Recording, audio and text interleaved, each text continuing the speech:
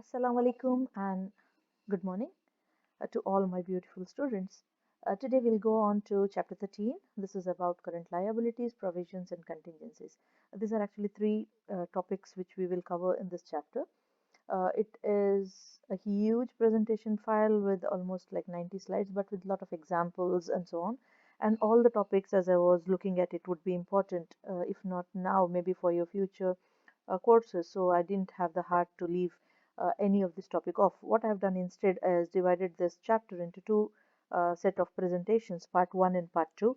In part 1, inshallah, I'll cover the learning objective 1, where we will discuss every aspect of current liabilities. As you can see here, these are the topics we will cover in part 1, and in part 2 I will cover the remaining part of this chapter, right?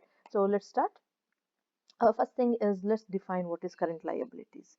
This is not a new topic. You already know what is current liabilities. Think about this. What is current liabilities?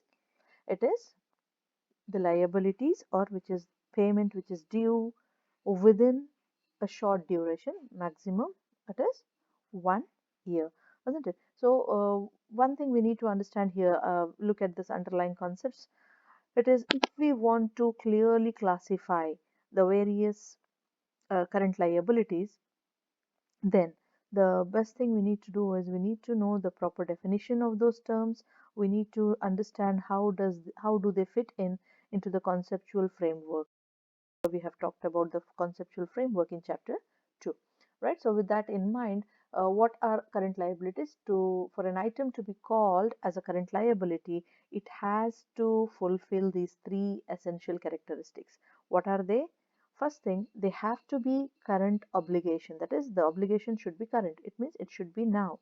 For example, if I'm talking about an item and saying that it's a liability, then to be a current liability, it should be liable now in the present. Second thing is, it should arise from a past event. Of course, if you are talking about something you are going to pay, then it is because of some benefit that you have already received in the past. And thirdly, it should result in an outflow of resources. When you say it is a liability, basically you are thinking about making a payment in the future, either in cash or maybe in goods or in services. So these are the three important characteristics of current liability. So we have to report an item as a current liability if any of these two conditions uh, exist. What is that? First one, the liability is expected to be settled within its normal operating cycle.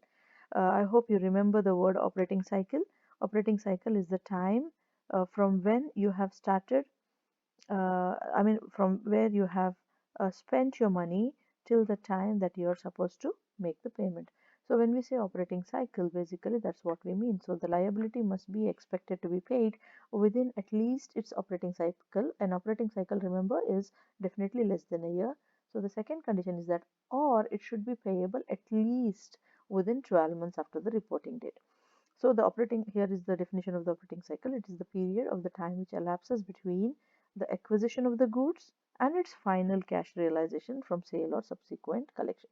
So within that cycle, if some amount is due, it can be called as current liability, or the maximum time allowed is 12 months. So with that, let's go to the different type of current liabilities. First one is the current accounts payable. Second one is the notes payable.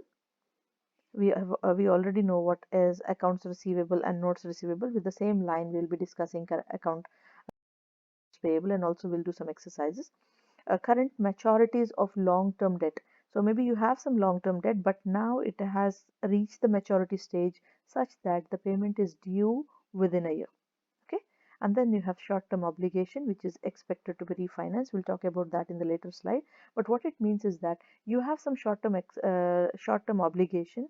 However, you're not intending to pay it, but you're going to convert it into a long-term obligation, or maybe you're intending to refinance it in a different contract. So the next thing is the dividend payable. A dividend payable, if you will remember from your accounting 2 classes, is that amount of dividend which has become due. And for a dividend to become due, it has to have been declared, if you remember that term, right? And the next example for the current liability is customer advances and deposits. You may have received some money from your customer and not yet given the benefit to them, maybe in form of sending them the goods, or maybe in form of serving them or giving them some services. So any advance received from the customer is also a current liability. Unearned revenues, again you may remember this term from your accounting 1 classes.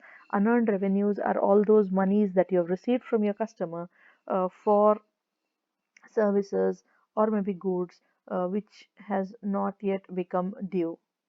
Okay, then comes sales and value added taxes payable. Inshallah, we'll look at this in a bit of detail. What is sales is what is sales tax?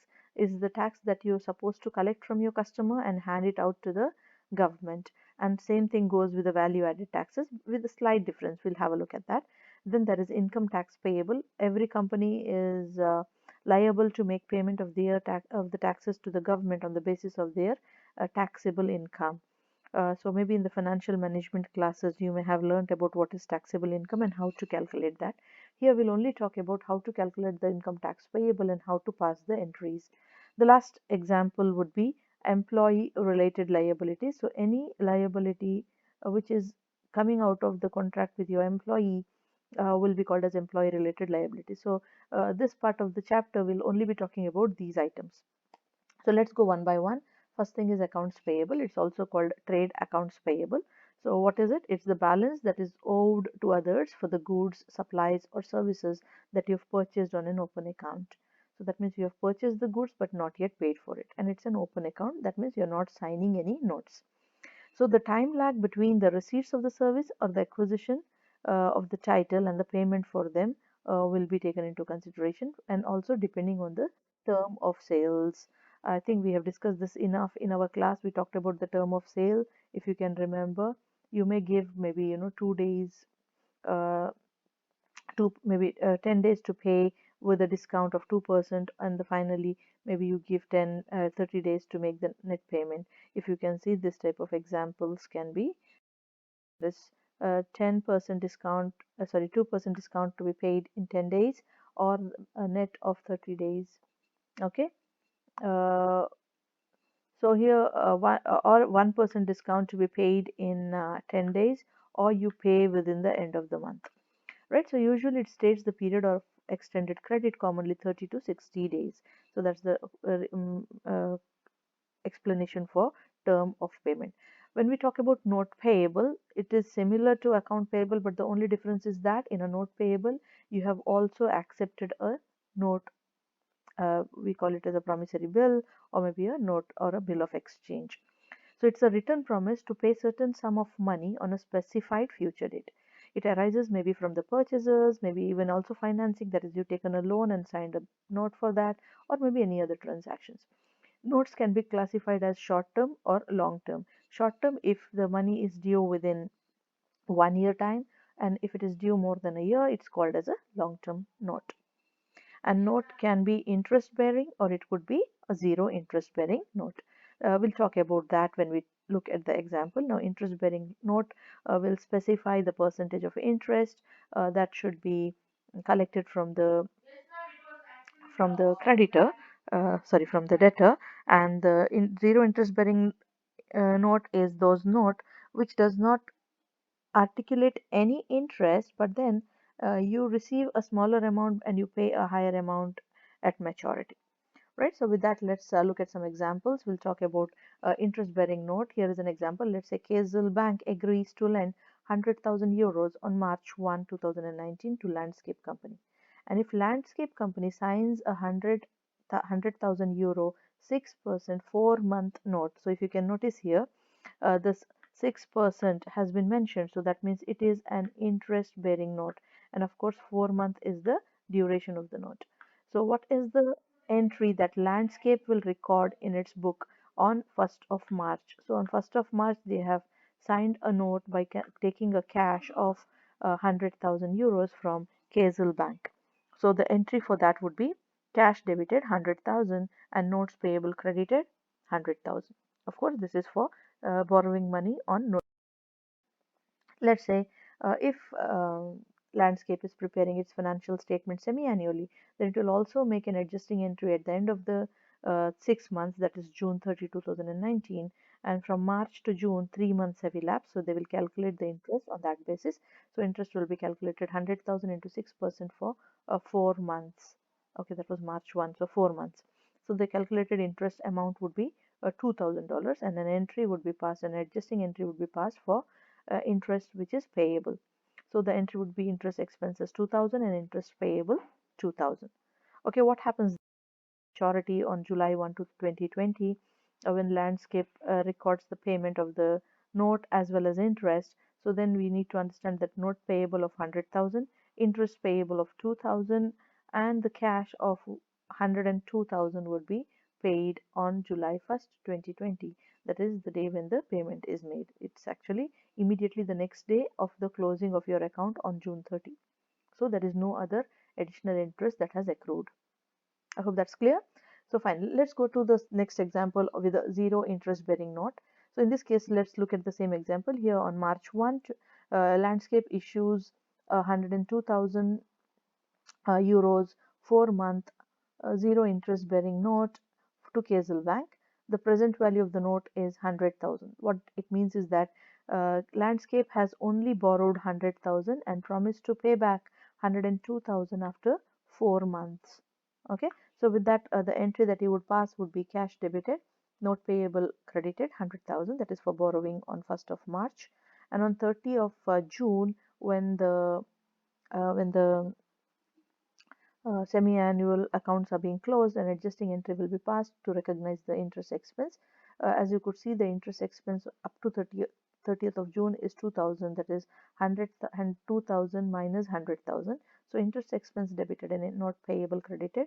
So you need to note here, because it is a zero interest bearing note, the difference between the previous exercise, previous question and this question is that here you wouldn't take interest payable, but rather you would take notes payable.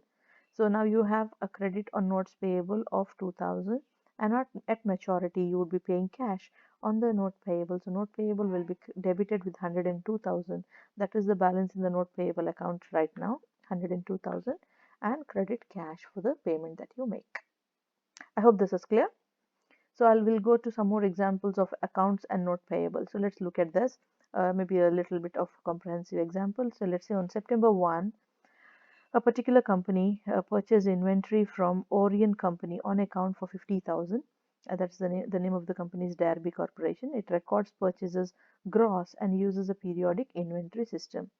Okay, now here we'll talk about not considering inventory when the entries, when you pass the entries. Okay, remember you have two methods of inventory system, the perpetual inventory system and the periodic inventory system. In the perpetual inventory system, with every transaction you also consider the inventory, but here they're saying ignore the inventory for now, because now we are concentrating not on the inventory accounting, but we are concentrating on current liabilities accounting. Okay, so with that in mind, let's understand this. You have to pass an entry for the purchases on September 1. On October 1, you have issued a $50,000 12 months 8% note to Orion in payment of the account. On October 1, you borrowed 75,000 from Shore Bank by signing a 12-month zero interest bearing note at $81,000. So we have to pass journal entries for these transactions. So let's start with the first one, the entry for purchases of inventory from Orion Company, and the entry would be purchases debited 50,000 and say accounts payable credited 50,000. Remember, we are following the periodic inventory system. Okay, then issued 50,000 12 months 8% note to Orion for payment of account. So instead of making the cash payment, what the Derby Corporation did was they issued them a note. So they signed a note payable. So the entry for the note payable note payable should have would be you're clearing your account payable in exchange of note payable. So account payable will be debited 50,000. That's the reverse of your previous entry, and the note payable will be credited with 50,000. And interest calculated from October to December is 50,000 into 8% into 3% is 1,000. So you on 31st of December you pass this adjusting entry, interest expenses debited and interest payable credited. So that would be for October 1 transaction. So what happens on October 1 instead? if they borrowed 75,000 from Shore Bank by signing a 12-month zero interest bearing note of 81,000. So if you can note and understand this, it is a zero interest bearing note and the value of the note is 81,000. That means on maturity, the company has to pay 81,000, but right now the money that they receive is only $75,000. So first on October 1, you pass an entry for receiving on note payable. So that would be $75,000. So cash debited and note payable credited. And at the end of the year, that is on December 31st, you will calculate the um, interest. So in this case, if you will notice, the difference between 75,000 and 81,000 is actually the interest on this note. You don't calculate it as a percentage, but as a difference between the amount that you received and the amount that you will pay at maturity. So in this case, the difference is 6,000. So you take 6,000, but from October to December, the whole year has not passed, only 3 months. So 3 months of this would be 3 by 12. So you have to now pass an adjusting entry only for 1,500 for interest expenses payable. So you pass an entry interest expenses, and remember this is a zero interest bearing note. So you will credit note payable 1,500. Okay, then when is the due date? If you can notice, you have borrowed it on 1st of October and it's a 12-month note.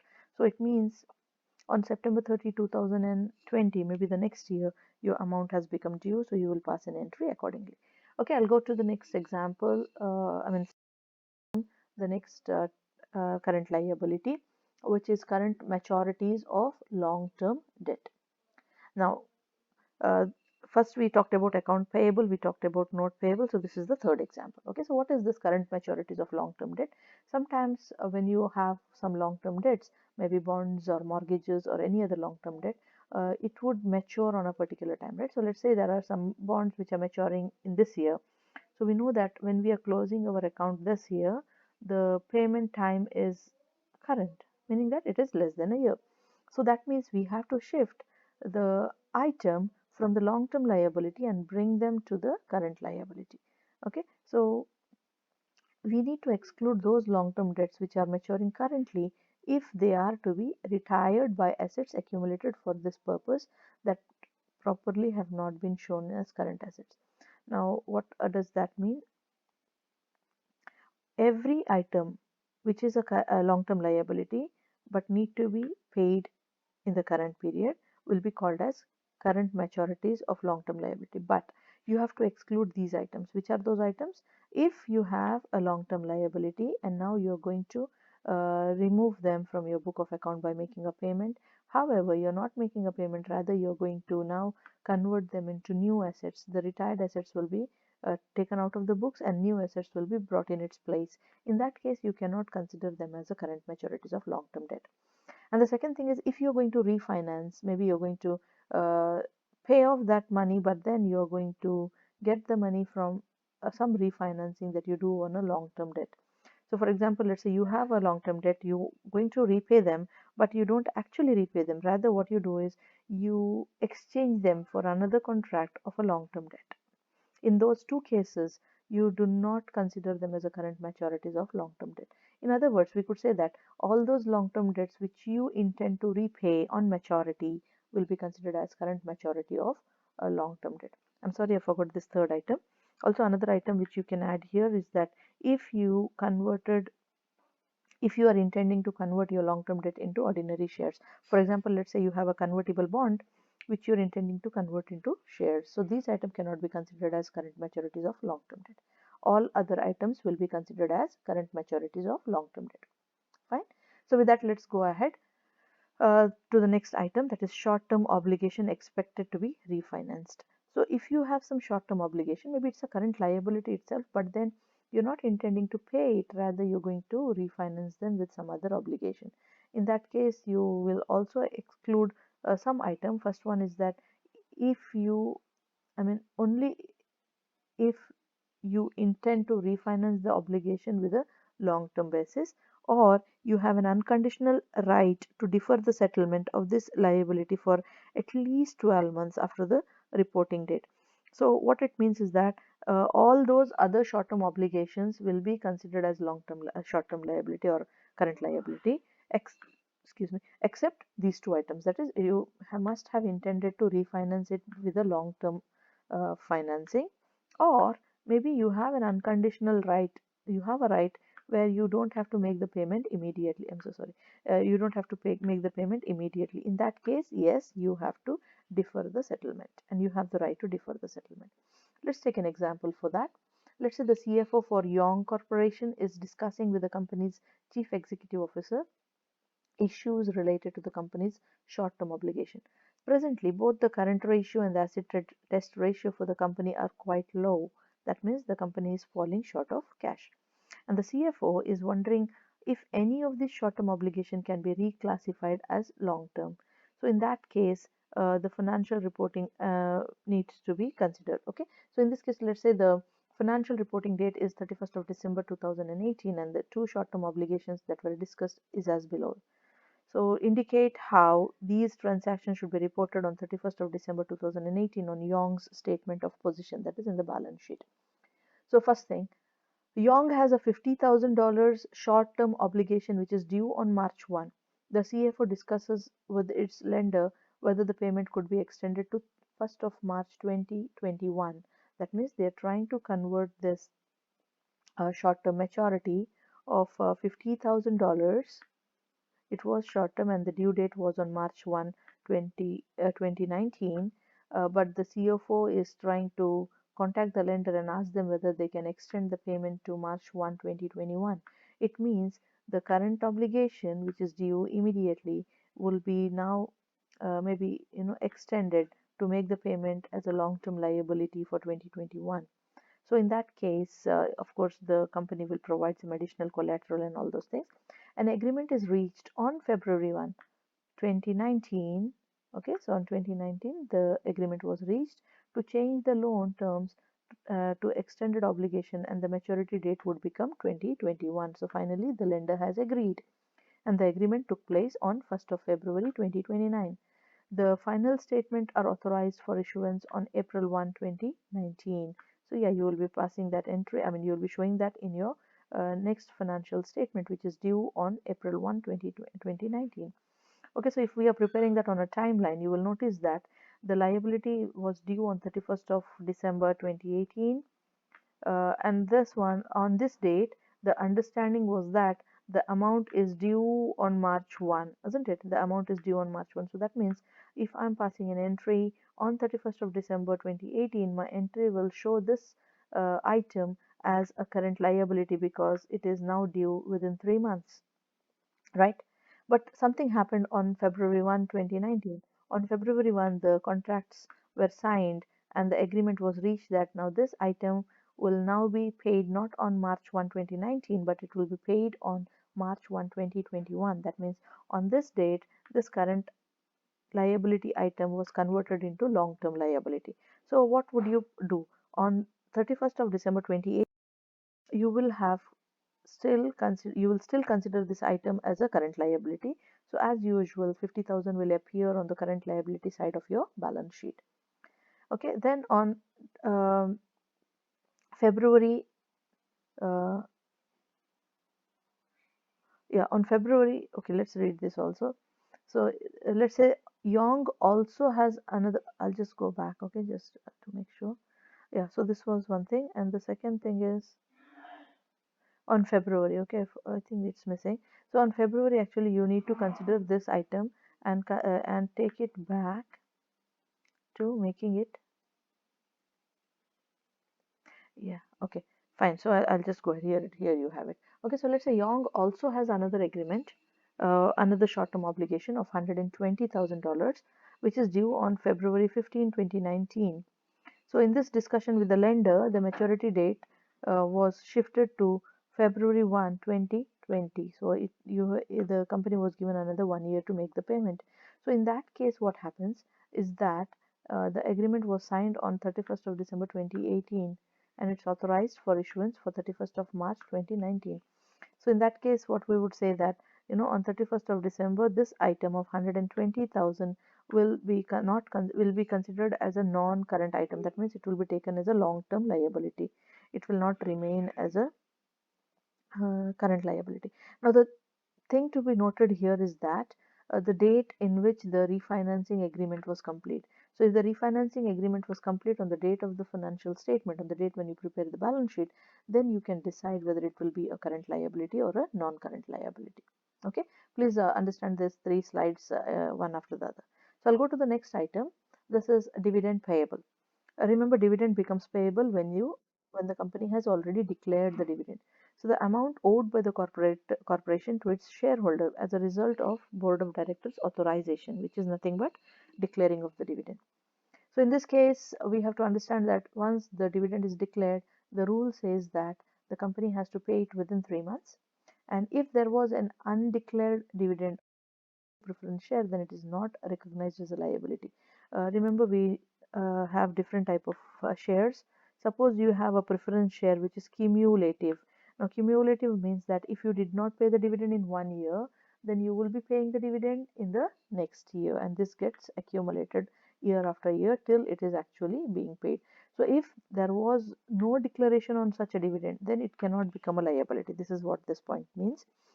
And thirdly, dividend payable in the form of additional shares. Now, sometimes dividends can be paid in cash, but sometimes the dividends are not paid in cash. Rather, they are paid with shares. So we call it as a non-cash dividend. In this case, also you don't recognize it as a dividend payable because you're not going to pay them in cash. It may be it may be issued in the form of bonus shares, right? So it will be reported in the equity. It will not be considered as dividend payable.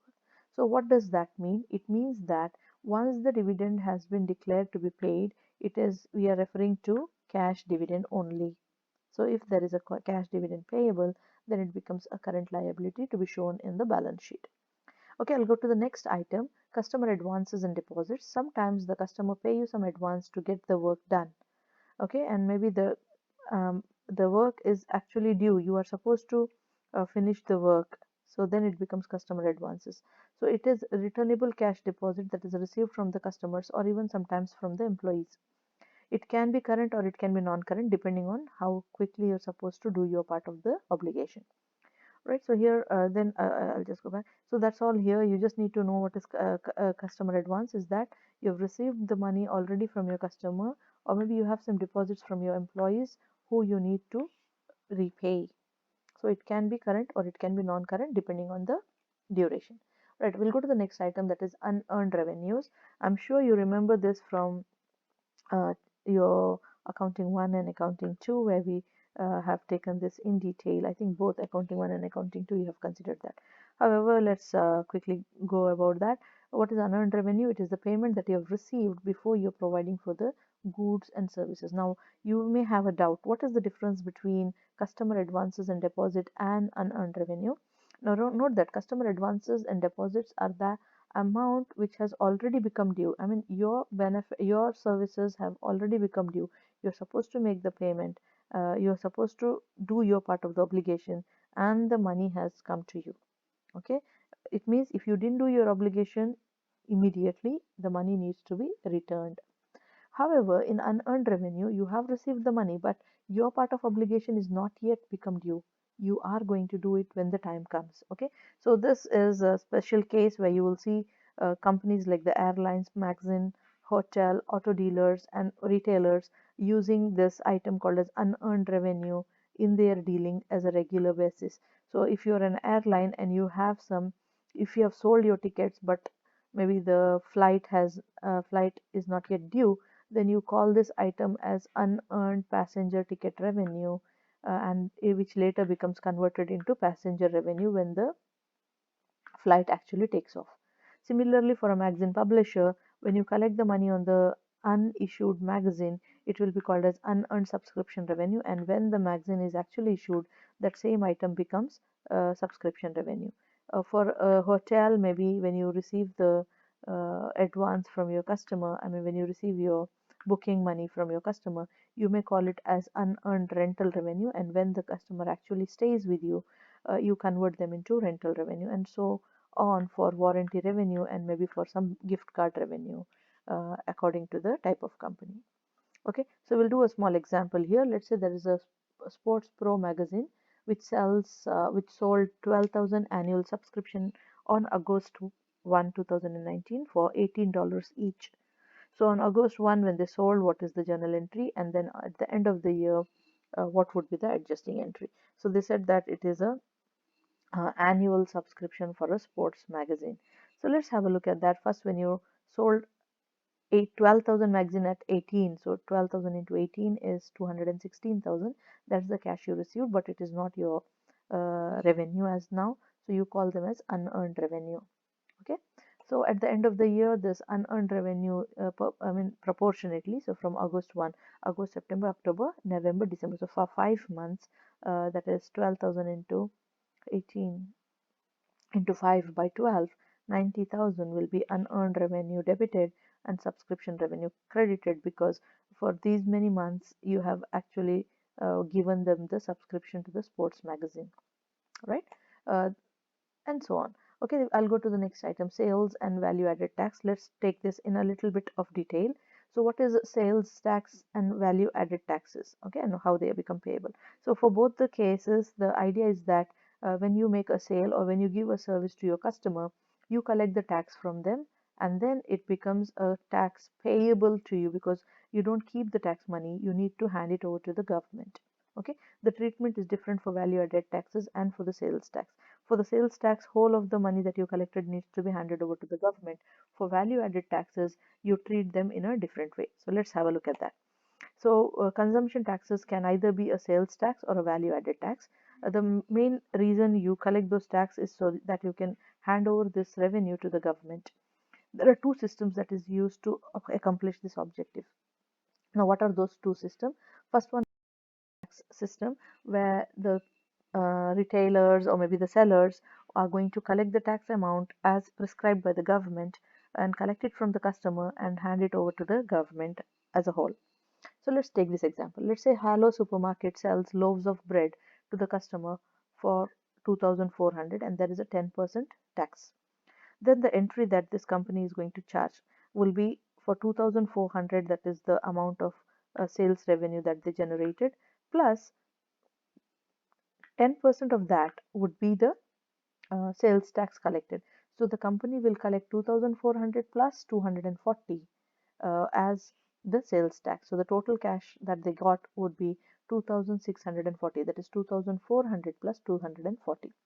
Out of that, only 2,400 is the sales revenue, and remaining 240 is the sales tax payable.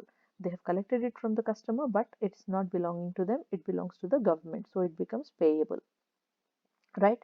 Of course, at the end of the year, the company is going to pay out this 240 to the government. Right. Now, if let's take similar example for VAT. Now, in case of VAT, what happens is that the ultimate customer may pay the VAT, which will be paid to the government with by each of the person who is in the value chain. Okay, so maybe we'll look at this from here. We'll start with the farmer. So let's take this example. Okay, so let's say the VAT is collected every time a business purchases a product from another business in the supply chain. So let's look at this. Let's say Hill Farms Wheat Company grows wheat and sells it to Sunshine Baking Company for 1,000 euros.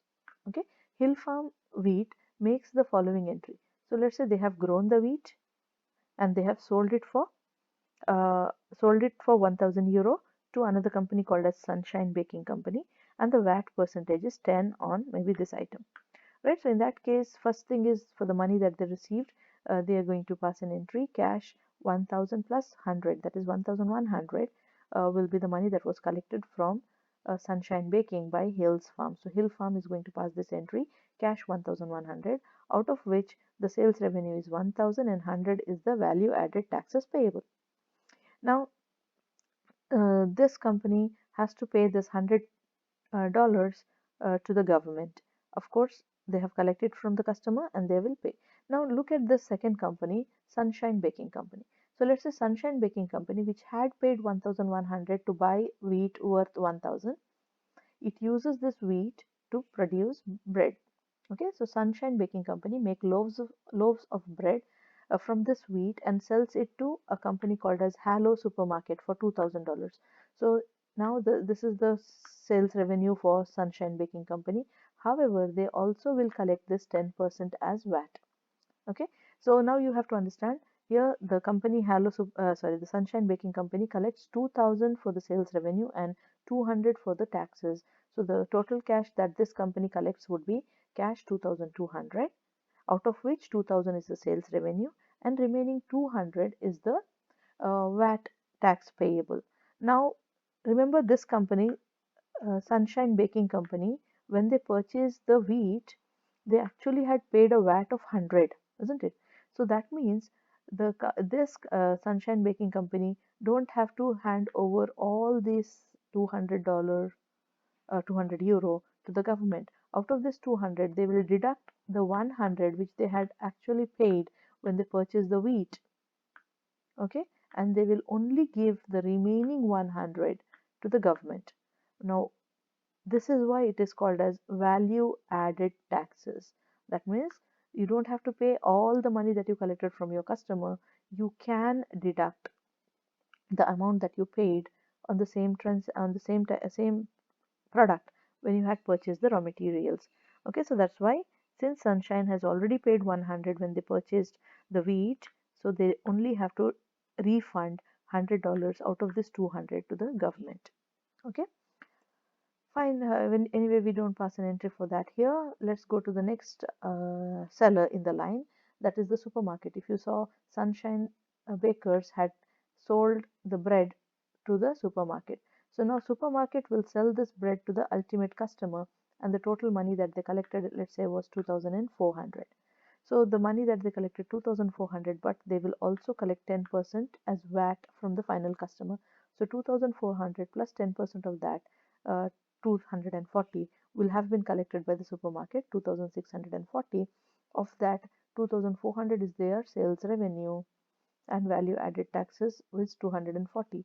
But again, remember, out of this 240, 200 was already paid by them to the baker, right? So that means now they only have to pay the remaining 40 to the government, right?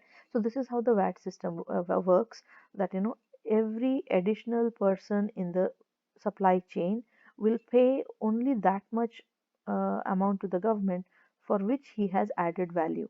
Okay, so that is the reason why when the farmer sold the wheat, he would pay 100% of the taxes that he collected. But the second person in the line will have paid the VAT when they purchased, and they will have collected the VAT when they sold. So from the VAT that they have collected, they will deduct the VAT that they have paid, and only the remaining amount on the value added will be paid to the government. So this is how the VAT system works. So with that, let's go to the next item, income tax payable. Remember, every company has to pay income tax on the money that they have collected, on the profits that they have made by running the business. So it is calculated on the taxable income, and whenever the taxes have been calculated, they become a current liability, and they have to make the payment periodically. The difference between taxable income, uh, maybe sometimes there can be a difference between taxable income and the accounting income, which was actually discussed in chapter 19, which we are not taking into consideration now. Maybe you will do that in intermediate accounting too. Okay, so with that, let's go ahead, look into the last item for this part of the chapter, that is employee related liabilities. Now we know that as a company you need to pay salaries and wages to your employees, but in addition to that, sometimes you may also need to pay some additional benefits to the employees. So we'll talk about that in this part. Okay, so current liabilities may be the payroll deductions. Now, what does that mean? Sometimes when you pay salary to the employee, you may want to deduct certain amount of monies from their salary and then deposit them in different accounts. Next is compensated balance absences. Sometimes the company is legally required to provide vacation salaries or maybe some absence payments to the employees. Then how would you calculate that? And sometimes you may also give bonuses to your employees. So here let's look at this swiftly. Payroll deductions. Most of the deductions on payroll happen for two reasons, which could be taxes. One is that you may have to pay the social security taxes. Now this is a specific tax which is done in the US. So the employees tax will be paid by the company, and the company actually deducts this tax from the employees' salaries, and sometimes the companies are also required to withhold income taxes of the employees. Now, as individuals, every individual is supposed to pay taxes to the government, and for the salaried persons, the government may instruct the company to withhold the tax amount and pay only the balance to the employee. So these are the two items here. If you can look here, income tax withholding or social security taxes, that is the employee's share, and the union dues actually should be paid by the employee. That means when the company pays the salaries to the employee's salary will be deducted for this amount. In addition to that, social security taxes for the employer's share, the employer is supposed to pay. Of course, they will not deduct it from the employee's salary, but they will pay it separately. Okay. However, the employer needs to report these items as liabilities until they have actually paid it to the government. Okay, so with that, let's look at a small example here. Let's say there is a weekly payroll of $10,000, which is entirely subject to social security taxes of 8%, and there is an income tax withholding of 1,320 and a union dues which should be deducted at $88. So the company records the wages and salaries payable and so the employee payroll deductions will be as follows. So what are they? First thing is you need to calculate their salary, which was already calculated, $10,000. Of that, withholding tax payables will be credited 1,320. Social security tax payable 888 will be deducted on the union dues. So that means the actual cash that you're paying to the employee would be after making these three deductions. So it would be 10,000 minus 1,320, 888. So 7,792 was the cash that you actually paid to your employees for the salary expenses of 10,000. So assume if, okay, we'll continue this. Assume if this weekly payroll of 10,000 is entirely subject to 8% cash deduction and withholding taxes.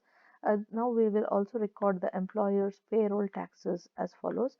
So that means how much money they are going to actually pay to the government. So in that case, we would say the payroll tax expenses is 800,000. Social security tax payable is 800. So 800 should be paid to the government on the social security taxes along with the amount that was deducted from the employee's gross compensation. Okay, now we'll talk about compensated absences. So when you have some paid absences, maybe for vacation, illness, maternity, paternity, or any other leaves, so in that case, you need to create it as an obligation on your balance sheet, and then you need to make a payment. So you may have something called as a vested right. That means the employer has an obligation to make the payment to an employee even when you have terminated the employee or the employment. Okay.